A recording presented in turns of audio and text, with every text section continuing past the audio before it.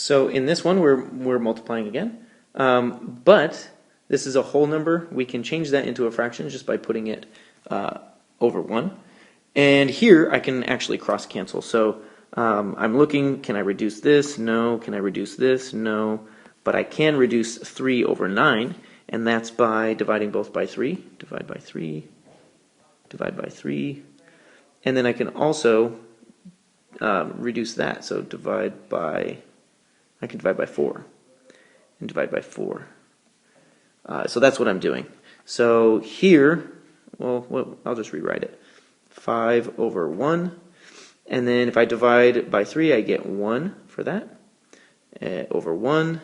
And divide 16 by 4, that's 4 over 3. So then this makes it super, super easy. Now I've reduced everything, and I'll multiply straight across the top and then straight across the bottom. So I'll get 20 over 3. And I can't reduce that because I already reduced here as much as I could. So that's very nice. That's very nice. And then the last thing for fractions is dividing. And the thing to remember, sometimes people say KFC or KCF, what did keep, flip, change. So I'm going to keep this the same. I'm going to flip this over, and I'm going to change this to multiplication.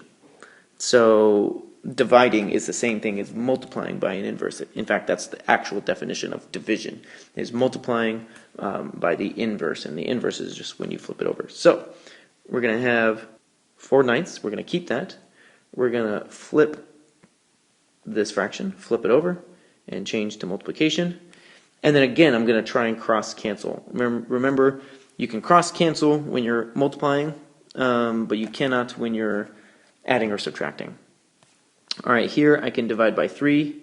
So divide by 3 and I get 1. Divide by 3 and I get 3. Here I can divide by 2 and I get 2. Divide by 2 and I get 1. So now I can just multiply 2 times 1, and that gives me 2. And 3 times 1, that gives me 3. So I end up with 2/3, and that's the answer. Okay, I'm done with this. I got to do some order of operations examples.